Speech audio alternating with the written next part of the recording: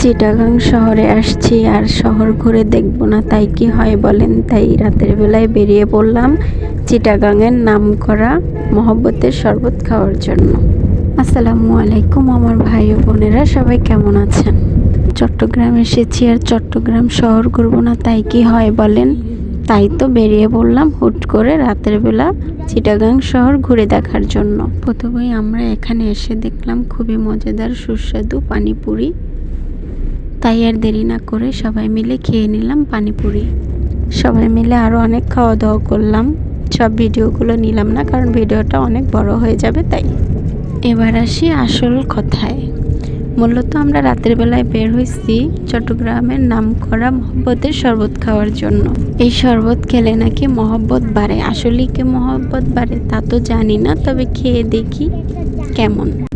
খুবই সুন্দর উপকরণ দিয়ে শরবতটা বানাচ্ছে। এবার খেয়ে দেখার পালা। তো বানানো শেষ, এবার খেয়ে দেখবো এটার টেস্ট কীরকম। প্রথমেই আমি নিলাম, তো টেস্ট করে দেখলাম আসলেই শরবতটা খুব মজা। এখন মহব্বত বাড়ে কিনা সেটা বলতে পারবো না, তবে শরবতটা খেতে খুবই সুস্বাদু। দেখেন আমার মেয়ে, সেও খাচ্ছে, খেয়ে বলতেছে আম্মু খুবই মজা শরবতটা। এদিকে ভাইয়া তো একে একে দুইটা খেয়ে নিল, তার কাছে নাকি খুবই ভালো লাগে। তো আজকে অনেক ঘোরাঘুরি করলাম, অনেক মজা করলাম, অনেক খাওয়া দাওয়া করলাম, খুবই ভালো লাগছে চট্টগ্রাম শহরটা ঘুরে দেখে। তো এটা কাল রাতের ভিডিও ছিল, আপনাদের সাথে শেয়ার করলাম।